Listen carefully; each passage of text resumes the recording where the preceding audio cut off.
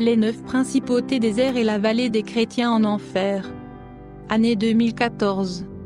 Le même ange qui marche avec moi lors de mes enlèvements m'apparut et m'appela. Je me suis allongé sur le sol et j'ai fermé les yeux. Il fit sortir mon esprit de mon corps. Cet ange est devenu une aide personnelle lors de mes enlèvements. Nous sommes montés dans les airs, il m'a pris la main pour aller plus vite. Principauté. L'ange me montra 9 grandes principautés dans les airs, elles trônaient chacune à un endroit précis. New York, politique. Je vis la principauté de la politique située à New York.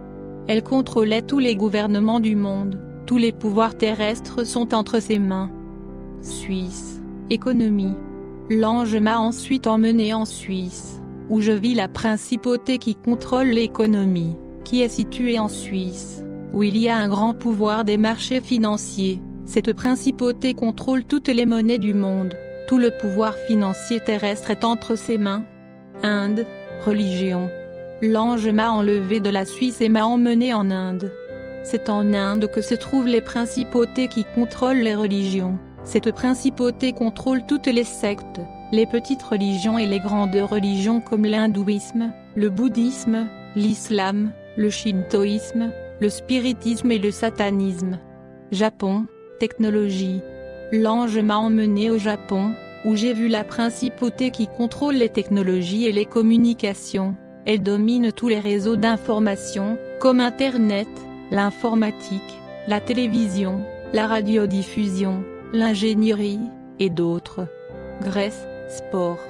L'ange m'a emmené en Grèce, j'y ai vu la principauté qui contrôle tous les types de sports. Ce pays est le berceau des sports olympiques et le football est le sport principal de cette principauté, où il exerce sa domination mondiale. Irak, guerre.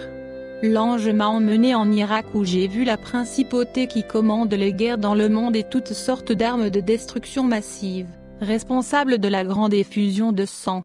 Los Angeles, culture. L'ange m'a emmené aux États-Unis, dans la ville de Los Angeles, dans le quartier d'Hollywood, où je vis la principauté de la culture, son trône est à cet endroit. Hollywood a changé les cultures dans le monde par les comportements, l'habillement et les coutumes, laissant les gens immoraux, sensuels, violents, libertins. Ce district cinématographique a corrompu la population mondiale par ses films, ses feuilletons, ses mini-séries et ses dessins. Hollande, drogue et alcool. L'ange m'a emmené en Hollande, où je vis la principauté qui contrôle toutes les sortes de drogues et de boissons alcoolisées. C'est à travers ce pays qu'il gouverne le monde entier. Thaïlande, sexe. L'ange m'a emmené en Thaïlande, où j'ai vu la principauté de la prostitution. Elle commande toutes sortes d'immoralités sexuelles comme la bestialité, le lesbianisme, l'homosexualité, la sodomie, et toutes les pratiques sexuelles dégoûtantes. Avant de continuer ce témoignage, je vais faire une prière. Le Saint-Esprit a touché mon cœur. Seigneur Jésus, ouvre la vue des personnes qui sont témoins de ce témoignage. Ils ont besoin d'une vision d'aigle pour voir le méchant à une grande distance, pour se préparer avant que le méchant ne frappe à leur porte. Le méchant aussi petit soit-il, mais celui qui a la vision voit et neutralise avec la puissance de ton sang. Même un petit péché fait du mal et beaucoup ne le voient pas à cause de sa taille. La vision spirituelle de Dieu ne laissera pas ses fidèles serviteurs tomber dans des prisons. Même les petits péchés font du mal et nuisent à notre vie spirituelle. Ces petits péchés que beaucoup méprisent, ont déjà renversé de grands hommes de Dieu. Ces petits péchés mènent à de grands péchés. Seuls ceux qui reçoivent la vision spirituelle seront préparés et ne seront pas frappés par des surprises. Seigneur, ouvre la vision spirituelle de chaque frère qui entend ce témoignage. Suicide par pornographie. Je reviens de nouveau pour apporter mon témoignage. L'ange m'a emmené chez un sataniste, qui était propriétaire d'une industrie pornographique. Je vis un démon lui parler à travers un rituel d'invocation. Le démon lui disait, « Je t'ai donné cet empire pornographique, tes films ont atteint les 4 coins du monde, ont corrompu la planète, et laissé la société plus dépravée et les enfants grandiront dans l'immoralité. Engagez de nouvelles actrices et de nouveaux acteurs pour se prostituer et faites-leur faire des scènes de rapports sexuels sur des enregistrements. Ils pensaient être heureux d'assouvir leurs désirs charnels, mais je les ferai passer par un tel vide qu'ils ne trouveront pas le bonheur dans le sexe et qu'ils chercheront des drogues pour combler leur vide. Je les pousserai à la dépression jusqu'à les faire se suicider. Ce démon rigolait et il disparut, après avoir transmis toutes les instructions de la destruction à cet homme d'affaires. Les puissances de l'air. L'ange me transporta de nouveau dans les airs où je vis les puissances de l'air. Elles ressemblaient à un essaim d'abeilles. Le ciel était sombre et il y avait beaucoup de démons qui volaient.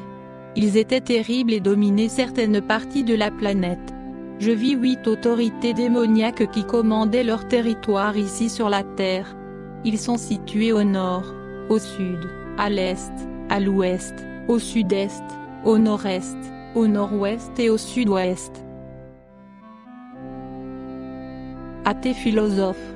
Ensuite, l'ange et moi sommes descendus en enfer où je vis des gens célèbres en enfer.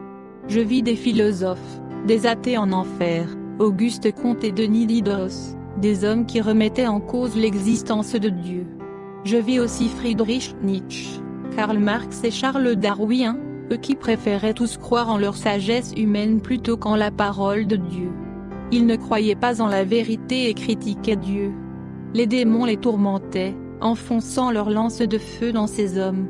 Ils leur disaient, « Avons-nous trompé les hommes sages que vous êtes, en avançant vos vaines philosophies ?» Les démons se moquèrent de ces hommes et les jetèrent dans une fournaise de feu. Le roi Hérode. Je vis le roi Hérode assis dans une chaise en feu. Cet homme était enchaîné et ne pouvait en sortir. Il s'agitait et semblait recevoir des millions de chocs. Roi Saül. Je vis aussi le roi Saül en enfer. Il souffrait tellement dans le feu que du sang sortait de ses yeux, de ses oreilles et de sa bouche. Dalila. Je vis une belle femme qui brûlait dans les flammes. L'ange me dit, c'est Dalila. Elle criait comme une folle et se tordait de douleur. Pilate. Je vis aussi Ponce Pilate en enfer. Il se repentait d'avoir été responsable de la mort de Jésus et de ne pas avoir cru qu'il était le salut du monde. Vêtements indécents. Je vis des frères en enfer parce qu'ils dormaient en short et en chemise sans manches, d'autres dormaient en maillot de bain et en chemise, des sœurs dormaient en short et en soutien-gorge, d'autres en vêtements transparents. Ils étaient en enfer pour se coucher dans des tenues scandaleuses. Idolâtrie. L'ange m'emmena dans la vallée des idolâtres. Je vis toutes sortes d'idolâtres comme les adorateurs d'images de saints, les gens qui s'adoraient eux-mêmes, les idolâtres de l'argent, les femmes qui idolâtraient leurs maris, les maris qui idolâtraient leurs femmes, les hommes qui idolâtraient leurs voitures, leurs maisons, leurs biens, leurs propriétés, leurs terres. Ils étaient tous en enfer. Se battre. Je vis des chrétiens en enfer pour s'être fait des ennemis au sein de l'Église. Ils faisaient la guerre à leurs frères, ils se créaient des inimitiés, ils se disputaient au sujet de l'Évangile et des doctrines, ils se disputaient pour des postes et des affaires qui ne mènent nulle part. Ils sont en enfer demandant une chance de se réconcilier avec les frères. Je vis des croyants en enfer pour s'être battus contre les frères de différentes églises, l'un attaquant l'autre, pour réprimer le péché et se battre entre frères. Je vis des croyants en enfer pour avoir provoqué des disputes au sein de l'église. Ces frères querelleurs avaient causé beaucoup de conflits, ils aimaient être contre les autres frères et ils se disputaient encore contre leurs bergers, ils causaient de grandes querelles. Tous étaient en enfer demandant une chance pour demander pardon aux gens qu'ils ont persécutés. Je vis en enfer des gens qui provoquaient des querelles au sein de leurs assemblées. Ils étaient des instigateurs, ils vivaient dans la querelle de qui était meilleur que l'autre, qui était le plus utilisé, qui prendrait la plus haute fonction dans l'église, qui était le plus béni financièrement, qui avait le meilleur travail donné par Dieu. Ces frères divisaient l'église en parties ou clubs de dispute. Ils étaient en enfer se repentaient du mal qu'ils avaient provoqué au sein de l'église. L'envie. Je vis des chrétiens envieux en enfer. Ils étaient envieux parce que les frères avaient un travail qui renumérotait bien, avaient une voiture et une bonne maison, une bonne fonction dans l'église. Ces frères étaient envieux de tout et souhaitaient que ces frères ne réussissent pas dans leur vie. D'autres frères en enfer étaient envieux que Dieu utilise ce frère plus que lui. Ils voulaient être utilisés comme ses frères mais ils ne vivaient pas la parole, ils ne cherchaient pas Dieu en lui demandant d'être aussi utilisés puissamment. Ils ne voulaient pas payer le prix pour être utilisés, le désir d'être utilisés laissait l'envie entacher leur cœur. La colère. Je vis des chrétiens en enfer qui sont là-bas à cause de la colère, ils laissaient la colère s'enflammer, ils blessaient les gens par leurs paroles, ils offensaient les frères. Ils ne pouvaient pas se contenir quand ils étaient critiqués, ils ripostaient et ils étaient explosifs. La diffamation. Je vis des chrétiens en enfer qui se battaient pour renverser les ministères des autres par des commérages, en disant du mal de leurs frères, en postant des vidéos sur internet pour diffamer leur ministère, en ruinant et en détruisant le ministère de leurs frères, par de mensonges sur internet. Le ministère de son frère perdit de son crédit. Sa congrégation ne croyait plus en ses paroles. Satan utilisa ce chrétien pour détruire le frère qui disait la vérité. Maintenant ces frères qui ont scandalisé les serviteurs fidèles sont en enfer. Je vis en enfer des chrétiens qui aimaient insulter les gens, insulter, offenser, déranger en causant des dommages moraux. Leurs actions dénonçaient leurs actions dans la société. Je vis en enfer des croyants détracteurs. Ils diffamaient les ministères des autres dénominations, ils disqualifiaient les œuvres de leurs propres frères, ils dévalorisaient les humbles. Quand un frère avait quitté leur église pour une autre dénomination, ils l'ont accusé d'être un traître mais il a dit que ce frère qui a quitté leur dénomination, ils ont parlé mal, et ont compromis le ministère du frère vers le lieu où il allait se rassembler. Leur mauvaise langue avait causé un grand embrasement. Ces détracteurs étaient en enfer. Sans miséricorde. Je vis en enfer des chrétiens qui n'avaient aucune miséricorde pour les humbles, ils avaient de l'argent. Mais lorsqu'un frère était au chômage et qu'il demandait une aide financière, ils la lui refusaient, car ils n'avaient pas de miséricorde pour autrui. Hérétiques. Je vis des chrétiens hérétiques qui pratiquaient des apostasies et des hérésies, ils étaient en enfer. Débiteurs. Je vis des chrétiens infidèles qui ne tenaient pas leurs promesses envers Dieu et envers les hommes. Je vis des chrétiens qui manquaient à leurs engagements dans les magasins, ils devaient aux banques. Leurs noms étaient inscrits comme des débiteurs de dettes et ceux qui ne payaient pas leurs voisins. C'étaient des briseurs de marché, ils empruntaient et ne payaient pas, ils moururent endettés et ils allèrent en enfer. L'orgueil. Je vis des chrétiens orgueilleux, pleins d'exaltation et d'arrogance, ils sont tous en enfer. Le murmure. Je vis des chrétiens qui murmuraient contre Dieu, contre leurs pasteurs, contre les frères de l'Église, contre leur propre famille, ils n'arrêtaient pas de se plaindre des gens, ils étaient en enfer. Ils blâmaient Dieu. Je vis des croyants qui se plaignaient de leur vie et accusaient Dieu, parce qu'ils vivaient ainsi. Ils ne se sont jamais repentis. Tout ce qui leur arrivait, ils s'en plaignaient à Dieu, ils n'étaient jamais satisfaits de ce qu'ils avaient, de ce que Dieu avait donné, ils haïssaient Dieu par leurs accusations, ils ne plaisaient jamais à Dieu par leurs actes et leurs pratiques, ils étaient tous en enfer. Les rancuniers. Je vis des frères qui gardaient des rancunes dans leur cœur et ne voulaient pas se réconcilier avec d'autres frères, se tenaient à l'écart, étaient irréconciliables, ils étaient en enfer et demandaient une chance de marcher dans la sainteté. L'amour de l'argent. Je vis des frères et sœurs cupides qui s'accrochaient à l'argent, ils n'aidaient pas les nécessiteux, ils moururent, ils allèrent en enfer et leur argent resta sur les bancs, ils voulaient avoir une chance de retourner sur terre pour récupérer leur argent et aider ceux qui en avaient besoin. Tous ces cupides étaient en enfer et ils n'emportaient rien avec eux. Chrétiens trompés. Je vis en enfer des chrétiens insensés qui moururent trompés par les faux bergers, ils pensaient marcher dans la vérité, ils périrent dans la voie du mensonge et sont allés en enfer. Fraudeurs. Je vis des frères en enfer pour avoir trompé leur prochain, vendu des marchandises fragiles à un prix élevé, menti que leurs marchandises sont bonnes, leurs marchandises étaient défectueuses, causant des dommages aux gens. Ces frères escroquaient les gens pour gagner leur vie par le mensonge. Proverbe 11, 1. La balance fausse est en abomination à l'Éternel, mais le poids juste fait ses délices. Présomption. Je vis des frères en enfer pour avoir été présomptueux. Ils étaient arrogants, ils voulaient être les détenteurs de la vérité, ils avaient confiance en eux, ils étaient sûrs qu'ils feraient le travail avec leur sagesse et leur stratégie, annulant le Saint-Esprit, prenant le nom de Jésus et mettant leur nom, leurs opinions dans l'Église, exprimant leur vanité de sages autorités, dépassant leurs limites, laissant leurs égos grandir. Tous avaient tort quand ils parlaient de Dieu, eux seuls étaient les détenteurs de la raison, exposant ainsi leur orgueil démesuré. Ils sont morts et sont en enfer. Manque d'affection.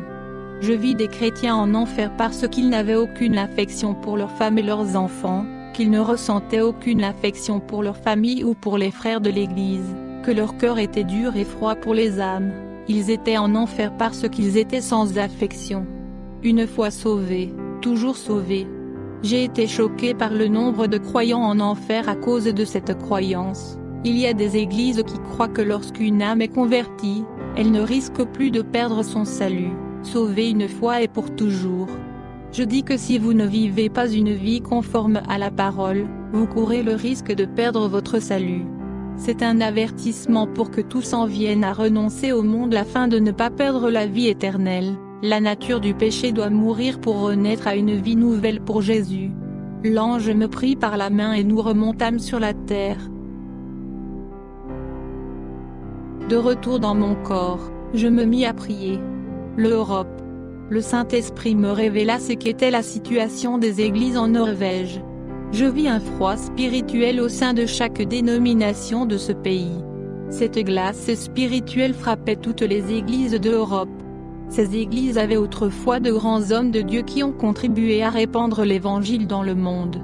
Aujourd'hui, l'Europe ressemble à une vallée d'ossements desséchés qui a besoin d'un réveil.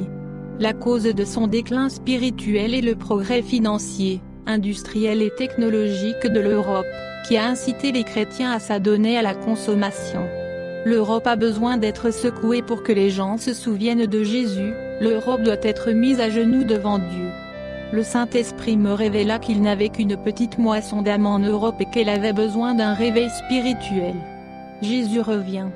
L'Europe a de grandes connaissances théologiques mais ils sont morts dans les lettres de l'Écriture et les œuvres. Leur compréhension biblique ne les sauvera pas mais plutôt leur intimité avec Dieu. La connaissance ne valent rien sans la communion avec Dieu. Il est nécessaire d'avoir une action pour chercher Dieu en esprit et en vérité. Dieu exige un changement dans l'attitude des Européens envers lui. Les Européens doivent réévangéliser avec la puissance de Dieu comme ils le faisaient autrefois. Satan profite de cette facilité, il connaît leurs faiblesses et attaque les faiblesses des Européens. Attaque surprise. Le Saint-Esprit me révéla que Satan envisageait de lancer une attaque surprise sur ma vie sentimentale, sans attendre que je perde mes forces et si je tombe dans ce piège, mon rétablissement spirituel prendra des années pour que je redevienne de nouveau un homme spirituel. Je dois être vigilant à tout moment. Ce n'est pas à partir de maintenant que Dieu m'avertit, je dois être prudent ces jours-ci. Satan a déjà renversé beaucoup d'hommes de Dieu et continue à pourchasser des hommes spirituels pour les renverser. Je suis recherché, il veut voir ma chute. J'ai donné beaucoup de travail aux démons et empêché leurs plans diaboliques, ils veulent me faire disparaître de la circulation pour que je ne perturbe plus leurs plans.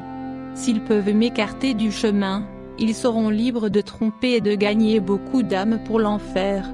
J'étais invité à exercer mon ministère dans une église et l'ange qui m'accompagnait était à mon côté et m'aidait toujours dans mes missions.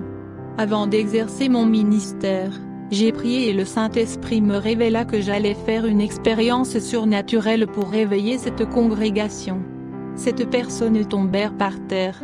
Je vis des anges recueillir leurs âmes et s'élever vers le plafond avant de disparaître.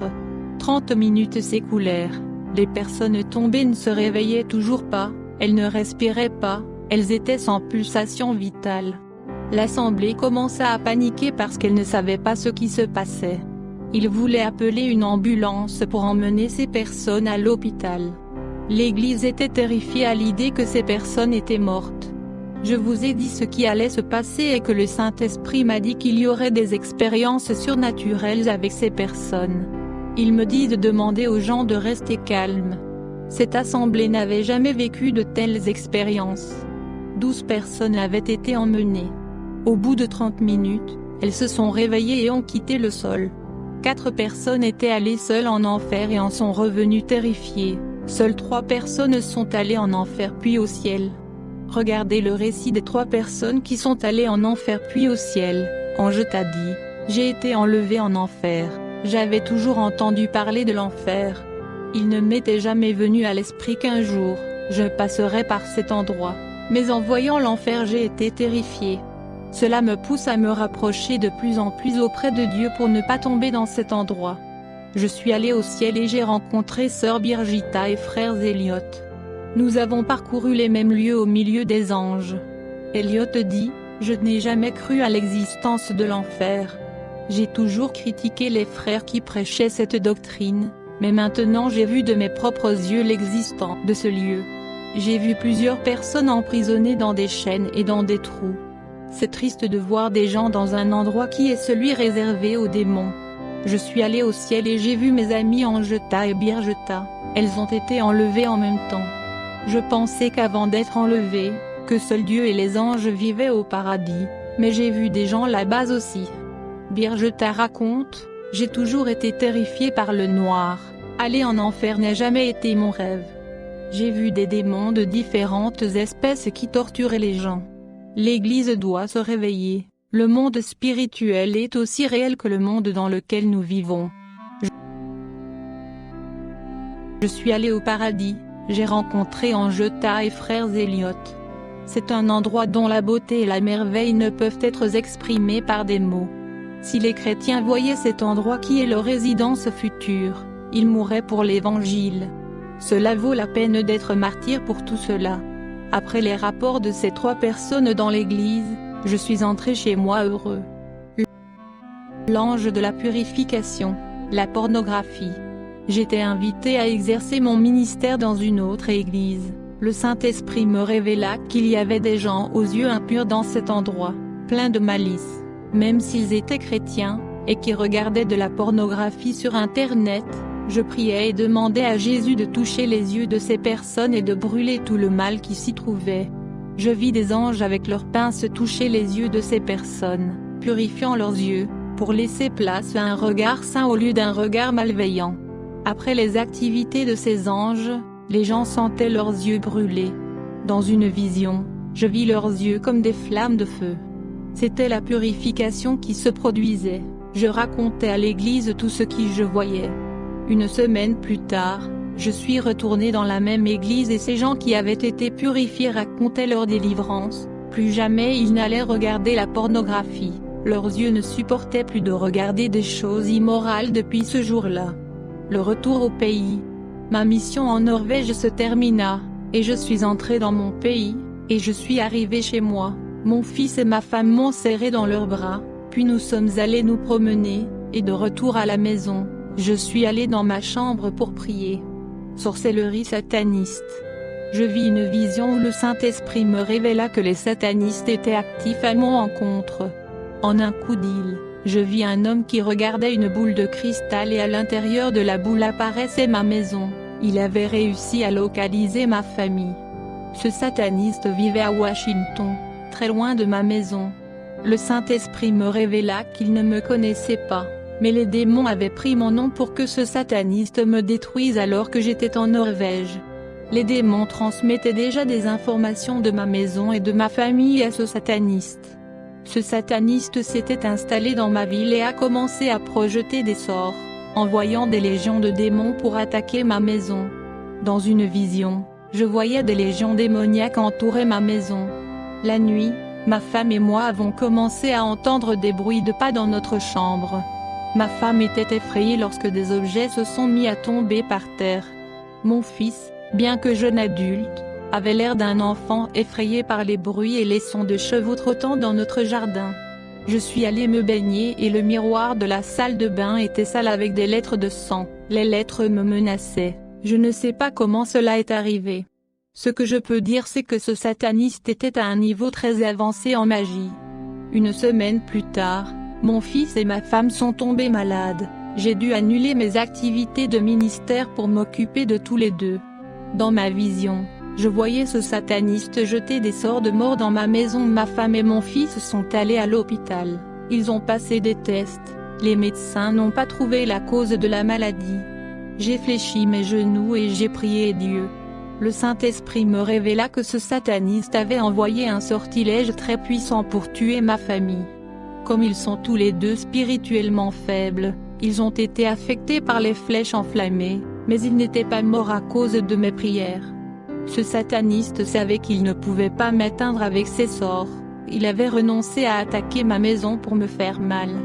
Ma femme et mon fils avaient été frappés pour ne pas vivre une vie d'intimité avec Dieu mais ne sont pas morts à cause de la miséricorde de Dieu.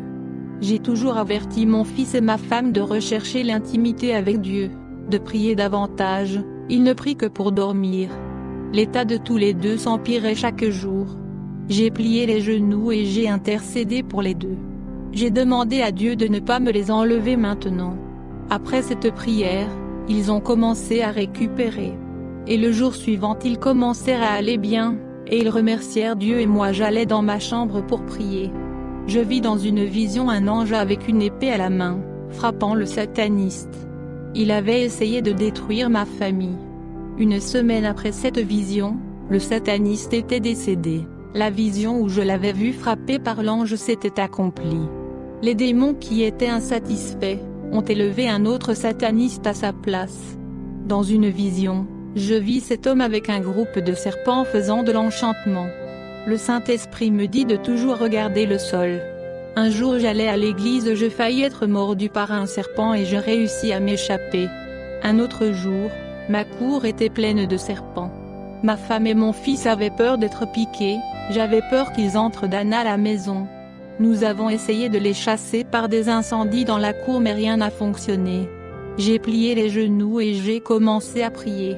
Le Saint-Esprit m'a révélé qu'ils étaient possédés par des démons, de sorte que ces serpents parcouraient de longues distances pour arriver à mon adresse. Ils venaient d'une ville éloignée de chez moi.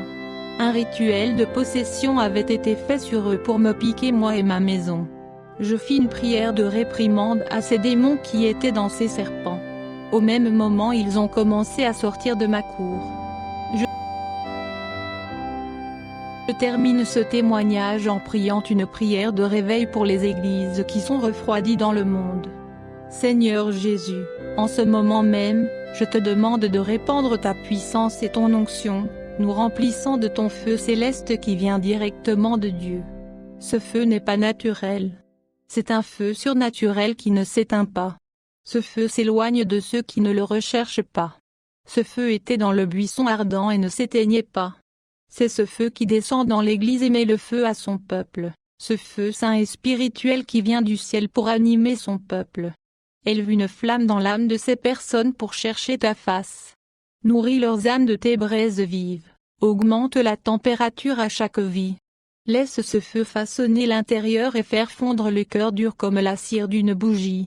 Son Saint-Esprit est une flamme cachée en nous qui s'active et s'enflamme lorsque nous crions vers Jésus. Sa chaleur surnaturelle produit un feu qui brûle notre péché, une flamme qui se répand dans tout le corps, purifiant et produisant la sainteté. Seigneur, ravive ton Église, fais descendre le réveil sur tes élus. Je te remercie de m'avoir écouté et je remets ces dénominations entre tes mains. Au nom du